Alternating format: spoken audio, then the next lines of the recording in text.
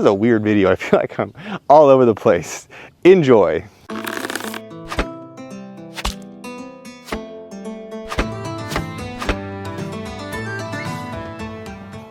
You know, with the influx of all the D&D stuff and the characters, I really feel like Dash may actually be losing his mind. In truth, I would very much agree with you. There's something to be said for the whole, you know, less is more approach.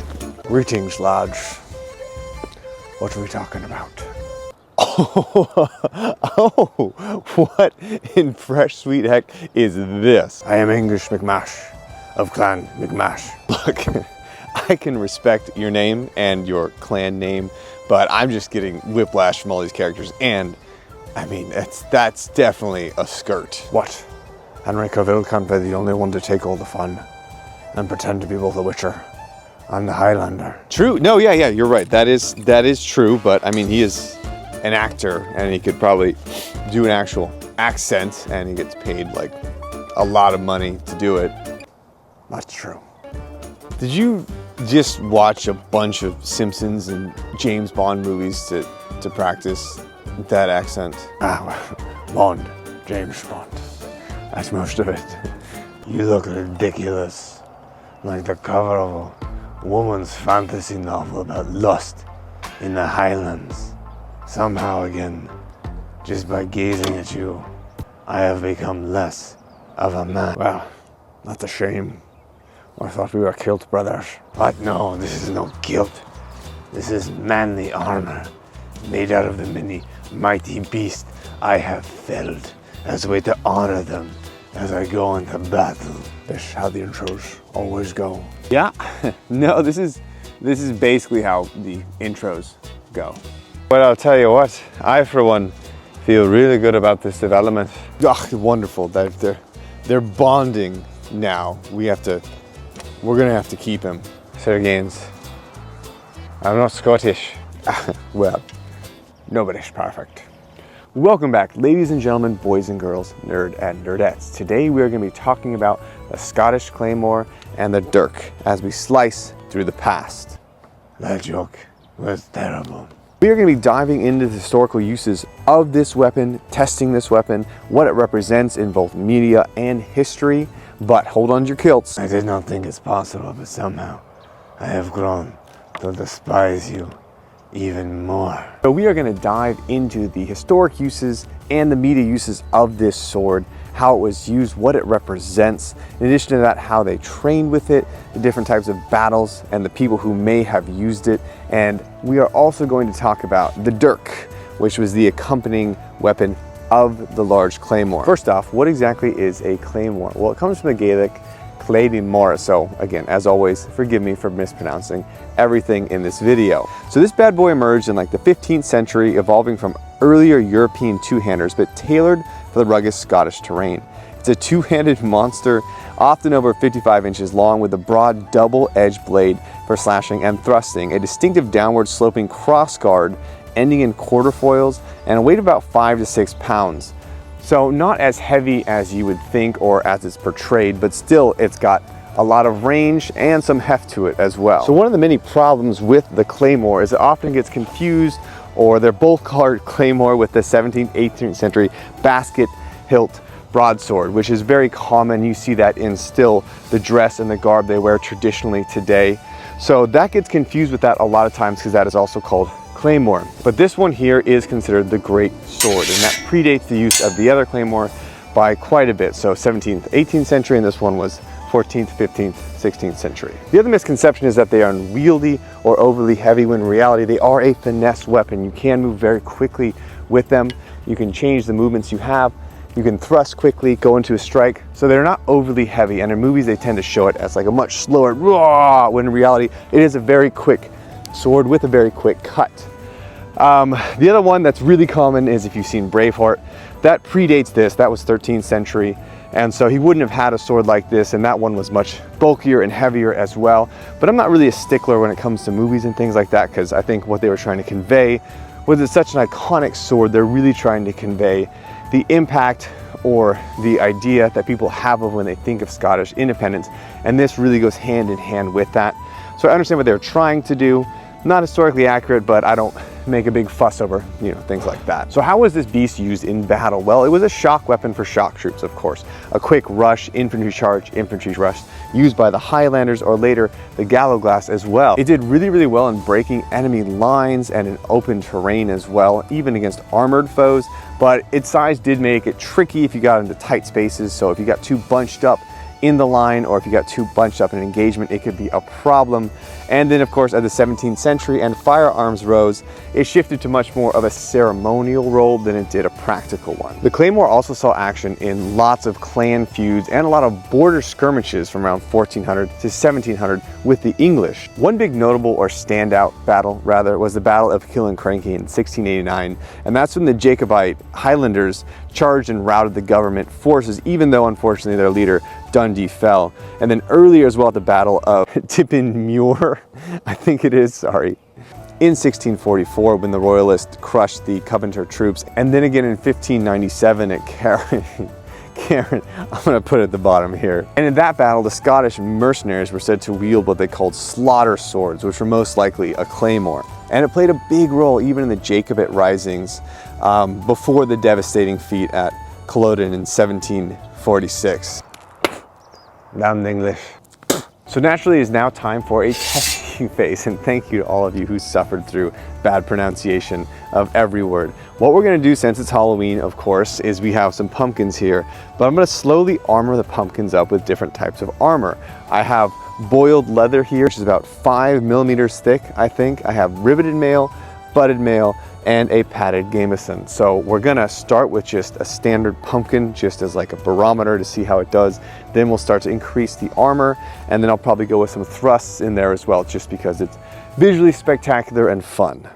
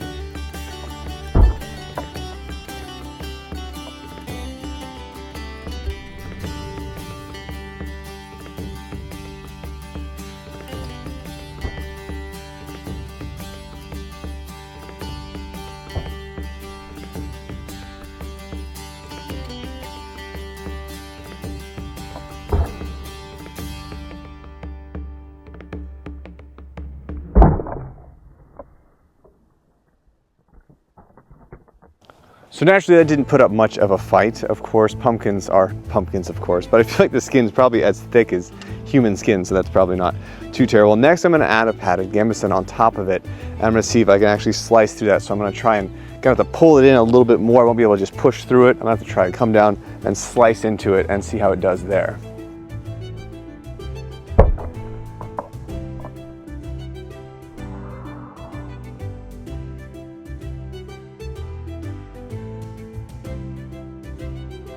Now, one thing you certainly can see is even with the just padded gambeson, it's able to slice through a little bit. You can see the cuts in here where that hit. And so that was enough to go through both layers, and it did cut into this, but not cut into it, cut in and cracked it a small amount. However, the thing that's obviously gonna make a lot more sense against armor like that, cloth armor, is gonna be a thrust. And you can see that one there went through here, through the pumpkin. It actually went through both layers of the boiled leather. So this is, like I said, 5 millimeters of boiled leather for blacksmithing. So it was able to punch through all of that extremely easily. That was almost no effort whatsoever. So, you know, shocker, thrusting at a target works. I know, right?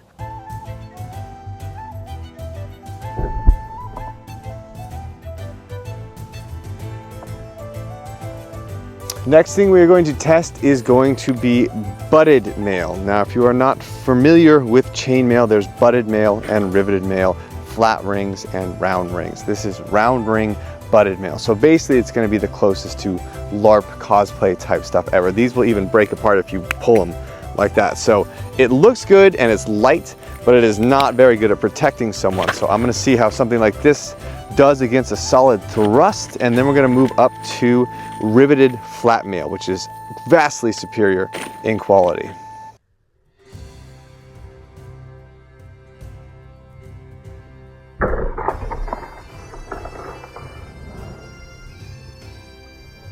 If that didn't work, what I'm going to do now is put it against the boiled leather and the dummy behind it, so it's not going to move as much as that pumpkin, which just kind of ran away from it. So let's try that again.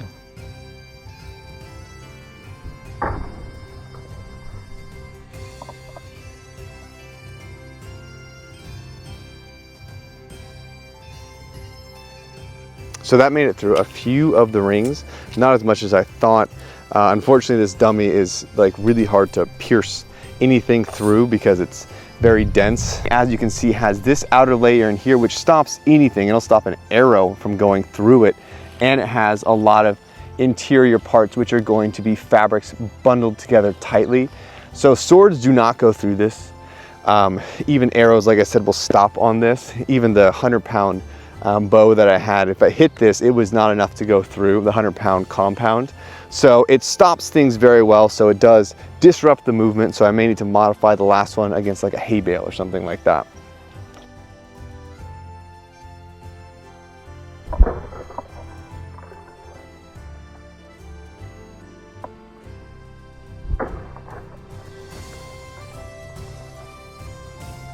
You know, I'll be darned, that's actually working quite a bit better than I originally anticipated. So we are going to start trying the Dirk here, and we'll talk about that after I test a few things with it.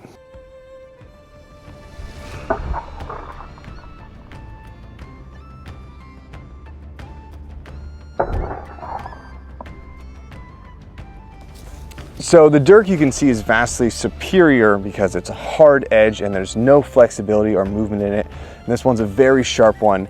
That made it through all the way to here. You may be wondering why I have the double hand grip. Well, there's no guard on this. So if you go straight this way, there's a good chance your hand could slide up and you could cut yourself. So I do that just for safety, to kind of give a little extra push, but also help to keep myself from getting in danger.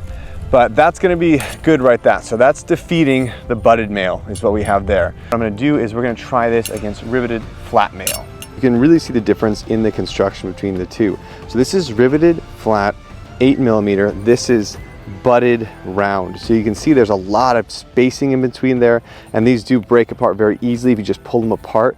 So they're not near as good quality. So for this one here, I'm going to try and hit some of the uncompromised spots like right around here, and see if I can get through that with the Dirk.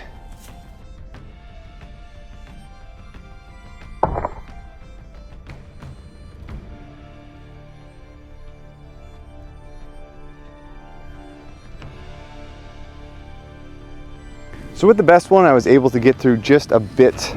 You can see in the slow motion that made it to about here in there, and then it stopped at that point. So this is going to work a lot better than the Claymore will when you get close and personal. It's going to be a fantastic sidearm as well to complement the Claymore, and then we'll talk about that real quick. So as you just saw, one weapon does not fit all when it comes to piercing through armor or being the best for a situation, and that is where the Dirk came into play. This was often paired with the Claymore. The reason being, if you got into close quarters, you needed a sidearm quickly, this is going to be the one that's going to take care of it for you. Now, if there's one thing I learned, it's always something I had as a thought process. I always talked about grappling and wrestling in HEMA or in armored combat, and I was able to kind of prove that it works in the way I thought it does when I battled with Dequitum. Even with armor, even with swords and weapons, if someone wants to close the distance and get in close, it's going to happen. And at that point, something like this is not going to be as useful, and that's where you're going to need your Dirk. So this is going to be something that's paired very well with this weapon, and it really has become part of the history as well. These two go together like, I don't know, peanut butter and jelly. I guess this is a weird video. I feel like I'm all over the place. Enjoy. So how'd they train exactly to be good shock troopers, let's say? Well, hard living makes a hard man. The earth they farmed was rough. They had to hunt and forage. In addition to that, they had the Highland Games. Much of that began in martial training. The log throw, for example, it's thought that that began with fortification building. The stone throw or any of those are going to be, obviously, you throw stones in battle. But the one that's most interesting to me is the wrestling, which is called backhold wrestling or Scottish backhold wrestling. Now, Scottish backhold wrestling is very different than what you think of when you imagine American wrestling, freestyle folk wrestling, Greco-Roman wrestling, because the way it works is you actually get a grip behind the man's back, as it sounds, and from there, there's no leg sweeps, there's no taking the leg or anything. It's really about brute strength and force, and so there's a lot of lifting and twisting, but I can see competing in that how really, obviously, technique's a big factor, but if you're a large, huge person, you're gonna have a great advantage when it comes to that. You're gonna have the ability to really lift someone up, and the moment someone touches the ground or something touches the ground that is not their foot, they lose. So the match ends there. So again, that's very different than like the type of training I do, which is wrestling and jiu-jitsu, which is like, that's where it kind of starts. And there's lots of stories about legendary figures like Rob Roy MacGregor, who was an amazing backhold wrestler, and that kind of created some of his legends. So it was a big part of the culture and a great way just for young men to test themselves and test their skills. So the Highland Games were about the clan and the community and competition, but it also had an underlying tone of most of these movements and things were used for war at one time or were going to be used for war also. So train how you want to fight. Now, at the end of the day, we are the collection of the stories that we have in our lives, and the Claymore certainly has a place on that branch. The magical heirloom that's been passed down generation to generation, carried by chieftains into battle. It was tied in with possibly Robert the Bruce having it as well. The Dirk itself even has its own legends as well in the Jacobite tales with Ronald the Shield. So these things, as with all history, some things get muddled up. There's things we don't know, but the one thing that we can know for sure is it carries with it a great presence and is a symbol of the Highlands, their wildness and their passion and their freedom. And this still lives on, even though it was outlawed, I think, the Dirk and this in like 17th, 18th century, I think, after the defeat. But it is something that is a piece of history, and even though many times it may be misrepresented, doesn't change the fact that it is something truly special. If you guys enjoyed this video, please thank Cult of Athena, because they helped make this possible by sending me my Claymore, my Dirk, and my kilt. If you guys enjoyed this, as always, I'm gonna plug my D&D series, because I think that's the most fun series that I create, so check that out if you have the time. And if not, because it is Fallout time, I guess it's Fallout Day this week or this month, check out my Wasteland video, which was a lot of fun also. I will see you guys in the next video. I hope you enjoyed, and anyone out there who is Scottish or has sensitive ears, I apologize, as I try my best, but I'm out in the field and I forget lots of things and mispronounce them horribly wrong. So anyways, I'll try and correct myself in the bottom, but thanks for tuning in, guys. As always, like, comment, whatever the heck, I don't, have fun. Have a good day.